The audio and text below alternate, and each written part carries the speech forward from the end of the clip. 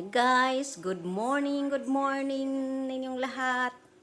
So, ngayon, ipakita ko sa inyo sa bagong bahay na nirentahan namin.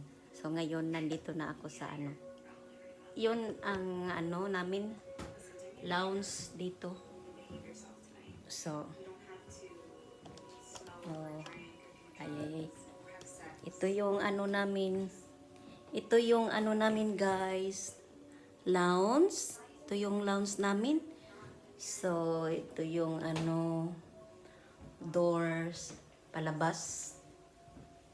So, ito yung kwarto namin guys. Ito yung kwarto namin. Pakita ko sa inyo sa loob. Hindi pa nice kasi dami pa kaming gamit guys nga hindi pa na sa loob kasi maliit yung bahay na nirentahan namin. So okay lang kasi start na rin ako ng trabaho ko. So ito na guys yung